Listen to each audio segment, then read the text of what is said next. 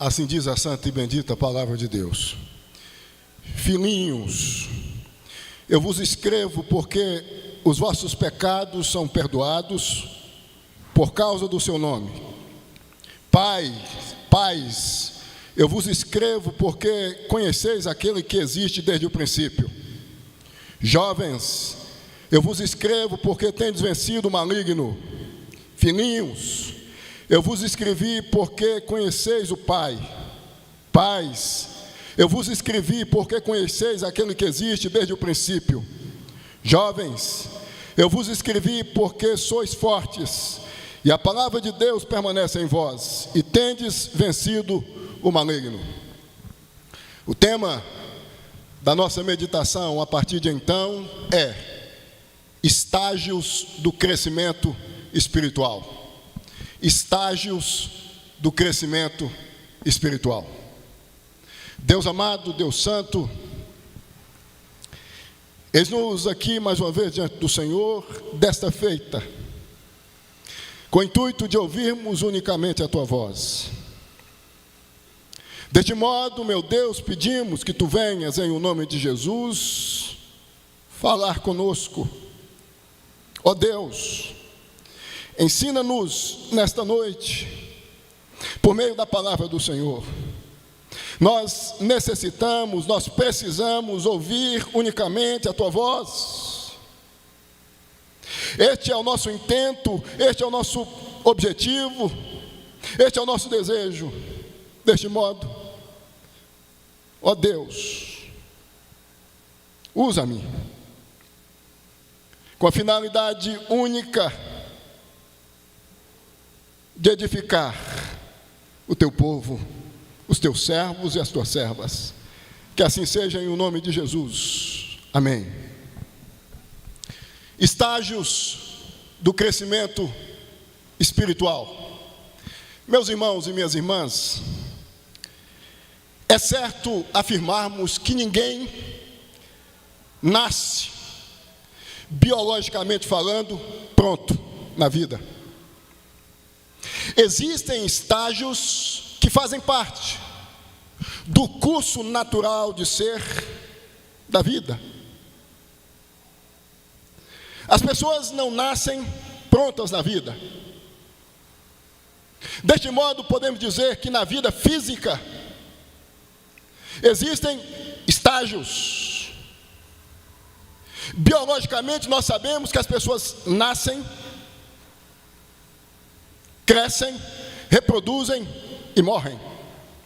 Existem estágios, fases, momentos. Na vida espiritual, também existem estágios. Existem fases, existem momentos. E de acordo com John MacArthur Jr., um pastor norte-americano muito conhecido em nosso país, os versos de 12 a 14 do capítulo 2 da primeira carta de João, quer nos apresentar os estágios do crescimento espiritual. Quais são esses estágios? Quais são esses estágios? Segundo John MacArthur, os estágios são de crianças espirituais, de jovens espirituais e de pais espirituais. Verso 14, nós temos o estágio de crianças espirituais. A palavra filhinhos que aparece no verso 14 não é a mesma palavra no grego que aparece no verso 12. Já que a palavra filhinhos do verso 14 no grego é paidia e significa um grupo específico de salvos, de pessoas nascidas de novo. A palavra do verso 12 é teknia, que tem a ver com todos os filhos de Deus. Daí a razão de João dizer, no verso 12, filhinhos, todos os servos de Deus, todos os salvos, eu vos escrevo porque os vossos pecados são perdoados por causa do seu nome, por causa de Jesus. Então, todos os servos de Deus, independente dos estágios, estão, no que diz respeito aos seus pecados, perdoados por meio do sacrifício bendito de Jesus. Mas como disse, no verso 14, a palavra não é tecnia, é paidia. Com isto, segundo John MacArthur, João está dizendo que existe entre os salvos pessoas salvas, crianças espirituais. Segundo estágio de jovens espirituais, verso 13 e 14. Terceiro estágio de pais espirituais, verso 13 e 14. Mas antes de nós analisarmos o que significa cada um destes estágios, eu penso ser importante nós destacarmos alguns pontos. A saber, primeiro ponto, é que o crescimento espiritual não determina a posição do crente em graça diante de Deus. O crente é aceito por Deus em Cristo Jesus. O que significa que isso significa que as crianças espirituais não são menos agraciadas do que os jovens espirituais por Deus e do que os pais espirituais. Todos são envolvidos pela graça de Deus, independente do estágio espiritual. Independente. Segundo ponto que nós precisamos destacar é que o crescimento espiritual não afeta o amor de Deus para os crentes. Deus ama os cristãos maduros e não maduros, as crianças espirituais, os jovens espirituais e os pais espirituais. O amor de Deus envolve a todos, independente da condição espiritual. A graça e o amor de Deus envolve a todos. Não tem a ver, portanto, com o estágio ser envolvido mais pelo amor de Deus, pela graça de Deus. Tem a ver com a condição de estar em Jesus. Em Jesus. É em Jesus, é por meio de Jesus, é por causa do que Cristo fez que os nossos pecados são perdoados.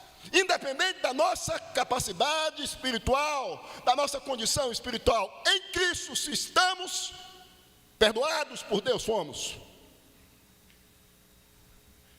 Terceiro ponto que eu penso que nós devemos destacar é que crescimento espiritual não é medido pelo calendário de vida cristã de ninguém. O que eu estou tentando dizer é que há a probabilidade de uma pessoa salva estar na igreja há 30, 40 anos, 50 anos e ser criança espiritual. Tem gente que imagina que a maturidade espiritual tem a ver com os anos de convivência, de envolvimento na vida da igreja ou com a igreja. Isso tem a ver com calendário. Isso não tem a ver com o tempo. Existem pessoas que estão há 5 anos e são mais maduras espiritualmente do que quem está há 30, 40, 50 anos. Porque evidenciam que são bebês na fé. Estão nas fraldas espirituais, espiritualmente falando. Deste modo, nós podemos, em síntese, entender que os estágios espirituais fazem parte do povo de Deus e nós precisamos considerar os mesmos. Mas o que significa ser uma criança espiritual? Paidia significa necessitar de um instrutor, de um mentor. É um indivíduo que precisa ser instruído ou instruída no que diz respeito às doutrinas, às informações, à vida cristã. Eu ouso dizer, meus irmãos, que em se tratando do protestantismo brasileiro, que mais de 70% estão nesse estágio, pessoas. Quanta infantilidade, quanta meninice, Quanta criancice! Pessoas que têm muito fervor, que têm muita paixão, que têm muita devoção por Deus, mas falta conhecimento, falta discernimento espiritual, falta doutrina, conhecimento doutrinário. No Brasil, nós percebemos um índice de analfabetismo bíblico enorme, um índice de pessoas despreparadas, desqualificadas, doutrinariamente falando. Talvez esta seja a razão mais destacável do caos que nós vivemos no campo ético e moral envolvendo os cristãos em nosso país. Crianças espirituais, gente com devoção, gente com paixão, gente com fervor, gente com entusiasmo, gente que gosta de estar fazendo parte dos movimentos, gente que gosta de estar se dedicando a Deus, de estar no evangelismo, gente que evidencia uma disposição enorme, um entusiasmo enorme, um fervor enorme, mas falta de discernimento espiritual. Você conhece alguém assim? Eu conheço. Pessoas que são animadíssimas, dispostas, devotas, mas são bebês, são crianças, se zangam com facilidade, se entristecem com facilidade e correm o risco, como acontece, de serem apanhadas por pseudos, falsos apóstolos, como nós temos visto na atualidade. Normalmente, quando uma igreja começa a viver algumas dificuldades, tem a ver com a maioria dos seus membros estarem nesse estágio de crianças espirituais, de bebês espirituais.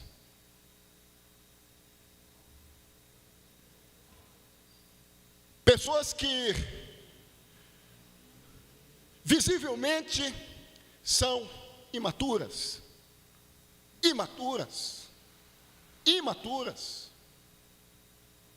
Quantas pessoas manipuladas, marionetadas, em nome de Deus, hoje em nosso país. Gente que é de Deus, gente que é sincera diante de Deus, gente que é devota a Deus, gente que ama a Deus, mas está sendo enganado, enganada. Pessoas, porque estão mais ávidas a viverem de acordo com os movimentos em nome de Deus, de acordo com as experiências, de acordo com os sentimentos, de acordo com o que se sente subjetivamente, de acordo com as suas impressões, de acordo com os seus achismos, de acordo com o que os seus líderes dizem em nome do que vivem. Crianças espirituais precisam de um pai, precisam de um mentor, precisam de um guia, precisam de um instrutor. Gente que precisa ser orientada e ensinada. Não tem a ver com calendário. Talvez você tenha 30, 40 anos, 20 anos de vida cristã, mas seja uma criança espiritual. Falta conhecimento bíblico, falta conhecimento doutrinário, falta convicção bíblica, você não tem certeza do que você crê, você fica analisando pontos doutrinários e fica confuso ou confusa, porque você ainda não saiu desse estágio. Você precisa sair desse estágio, você precisa avançar, você precisa crescer. Na vida biológica a gente nasce, cresce, a gente desenvolve, e o desenvolvimento tem a ver com a capacidade de discernir as coisas que fazem parte do processo natural de ser da existência. Precisa de crescimento. E tem muita gente que se acomoda e fica nesse estágio de criança, de bebê espiritual. Segundo estágio que nós precisamos observar é o de jovens espirituais. Se nós observarmos os versos 13 e 14, nós vamos notar que estes são os que possuem conhecimento doutrinário. São bons no que diz respeito ao conhecimento bíblico. Eles conseguem manejar a palavra de Deus com eficiência. Eles conseguem discernir o que é certo e o que é errado. não são crianças, possuem conhecimento doutrinário, possuem firmeza doutrinária, doutrinariamente não são enganados, não são sofismados, não são induzidos, não são marionetados. É gente que conhece doutrina, é gente que conhece a palavra de Deus, é gente que saiu do estágio de criança e foi para o estágio de jovem espiritual. Cresceu doutrinariamente, cresceu no que diz respeito às questões doutrinárias. O grande risco deste estágio é ter muito conhecimento, ter muita palavra, ter muita doutrina e pouco fervor, pouca paixão, pouco entusiasmo, pouca disposição. Enquanto no primeiro estágio a gente percebe paixão, fervor, entusiasmo, nesse a gente percebe a probabilidade do risco de ter muito conhecimento, de ter muita paixão, de ter muito envolvimento doutrinário, mas pouco entusiasmo. Eu conheço um montão de gente assim. As igrejas históricas são estigmatizadas nesse sentido. Vocês sabem disto. Porque o que se ouve é que, e o que se vê muitas vezes, é que de fato, em muitas igrejas históricas, há muito conhecimento, há muita doutrina, mas pouca paixão, pouco fervor, pouco entusiasmo, pouca vida, paixão. Doutrinariamente está tudo ok, doutrinariamente está tudo bem resolvido, não há possibilidade de ser enganado ou enganada, tem firmeza doutrinária, tem conhecimento doutrinário, mas quando o negócio tem a ver com a devocionalidade, quando o negócio tem a ver com entusiasmo, a gente percebe uma coisa mínima. Notem que nós vivemos em nosso país uma realidade que tem a ver basicamente com isto. Existe uma turma que não tem conhecimento. O que rege a vida desta turma são as experiências, são os sentimentos. Não tem conhecimento, mas tem fervor, tem paixão, tem entusiasmo.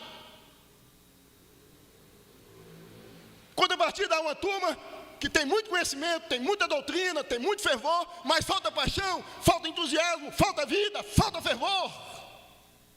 O ideal é unirmos as duas coisas: entusiasmo, fervor e conhecimento. No entendimento dos principais reformadores do século XVI, a começar pelo protagonista da reforma protestante do século XVI, Martinho Lutero, essas duas coisas devem andar juntas. Ora et labora. Oração mais estudo. Fervor mais estudo. Conhecimento, doutrina, mais fervor, mais paixão. Quando a gente vai para a história da igreja, a gente vê momentos onde o conhecimento foi destacado, e a gente vê momentos onde a espiritualidade cega, desnuda de conhecimento foi destacado. Quando na história da igreja a gente via e vê um movimento se dedicando à doutrina, a racionalidade tomando conta, a gente vê uma resposta voltada à espiritualidade, como o pietismo, como o espiritualismo no século XII, o pietismo e tantos outros movimentos. Muita coisa em um: experiência, entusiasmo, paixão, doutrina. O que falta em um, falta no outro. A gente precisa unir as duas coisas. Uma igreja firme doutrinariamente, firmeza doutrinária, com muito conhecimento, mas cheia de paixão, de fervor, entusiasmada, que canta com entusiasmo,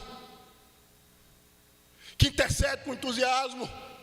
Uma igreja que quando a gente olha para ela, a gente vê doutrina, a gente vê conhecimento, mas a gente vê vida, a gente vê paixão, a gente vê entusiasmo. É gente que canta com paixão, é gente que canta com entusiasmo, é gente que externa paixão e amor por Cristo, fervor, devocionalidade por Cristo.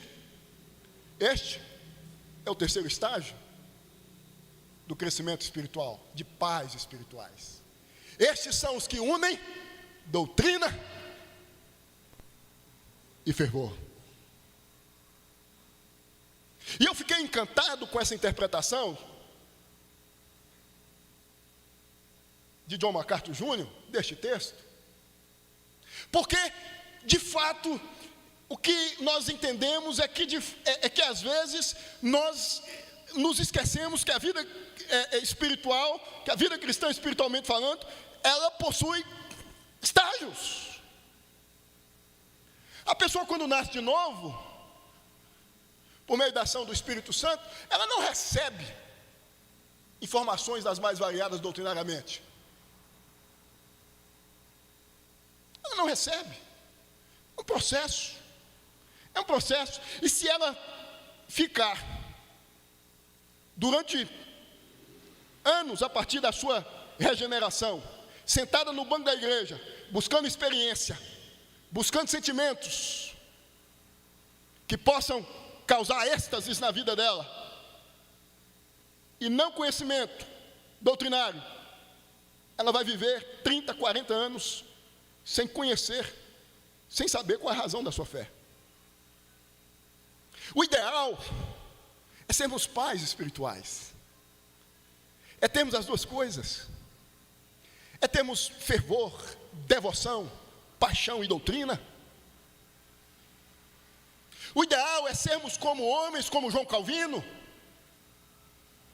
já que a gente percebe na vida deste conhecimento doutrinário, firmeza doutrinária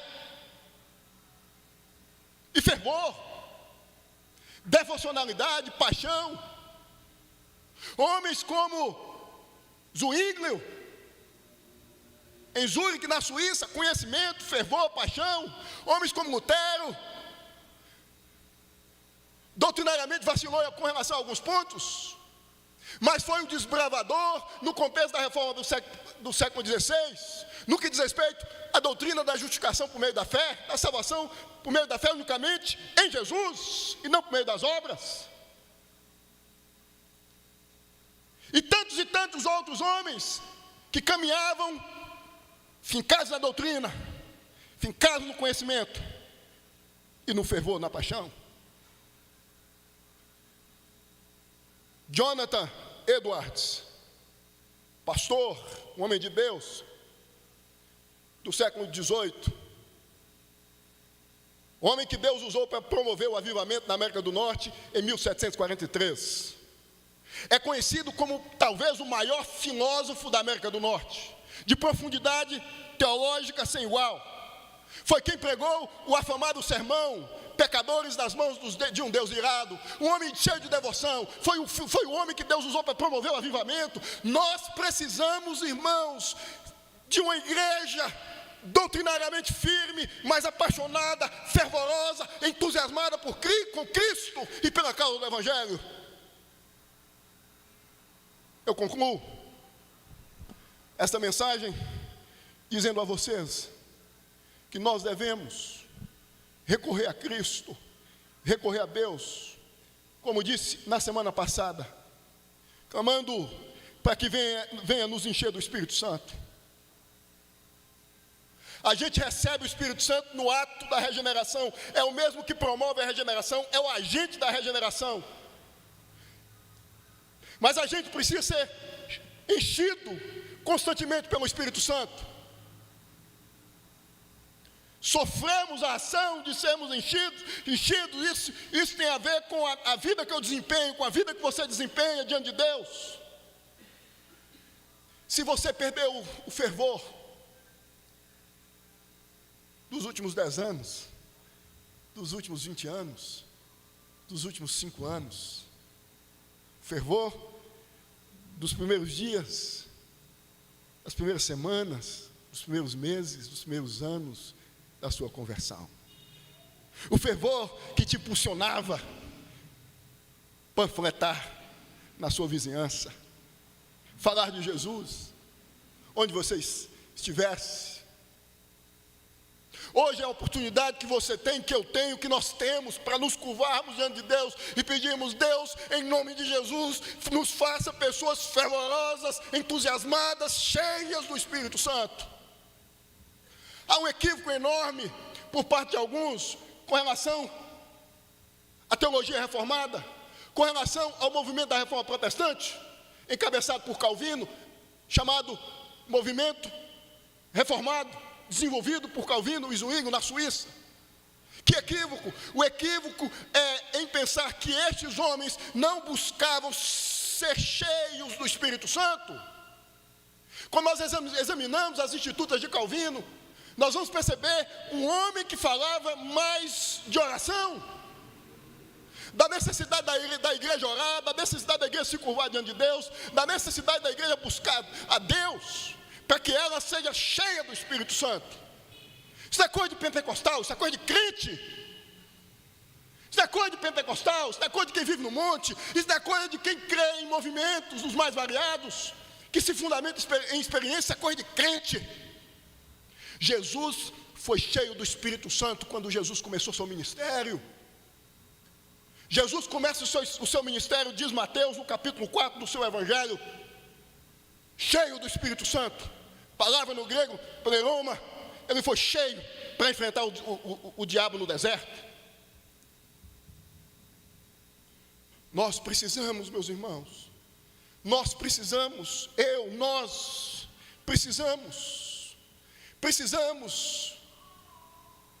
ser cheios do Espírito Santo. Aquele entusiasmo que você não tem há anos, talvez. É preciso ter, é preciso que isso venha nos tomar. Essa paixão, essa necessidade de Cristo. Por isso que hoje se fala muito em reavivamento espiritual, porque são nos momentos de reavivamento espiritual que Deus movimenta a igreja. Nós precisamos clamar a Deus para que Deus venha nos reavivar, a começar por mim.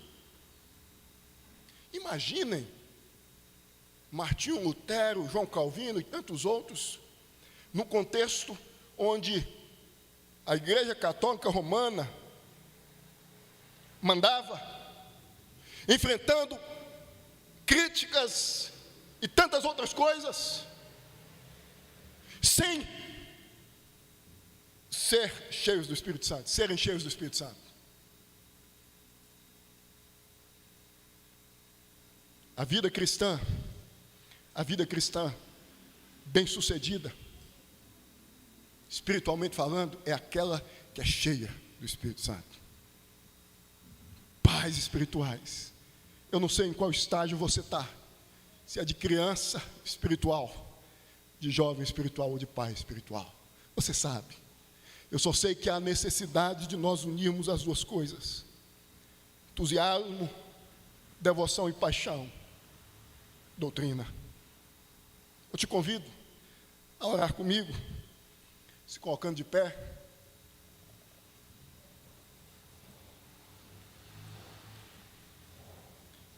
Para que nós juntos venhamos a pedir a Deus que venha, por meio da sua graça, nos encher do Espírito Santo, de fervor, de entusiasmo. Palavra, doutrina, firmeza doutrinária e fervor. Em nome de Jesus. Deus amado, Deus santo, nós somos teus servos, conhecidos enquanto presbiterianos, por pessoas que conhecem a tua palavra. A igreja presbiteriana do Brasil é uma igreja doutrinariamente firme. A igreja que tem, indiscutivelmente, meu pai, uma boa doutrina, que tenta seguir a palavra do Senhor, ser fiel à palavra do Senhor. Mas quantos muitas vezes esquecem de que precisam desse entusiasmo, dessa paixão, paixão pelo evangelismo, paixão por missões, paixão por participar dos cultos, entusiasmo por estar na igreja, por falar do Senhor entre nós. Ó Deus, que tu venhas em nome de Jesus encher-nos do Espírito Santo.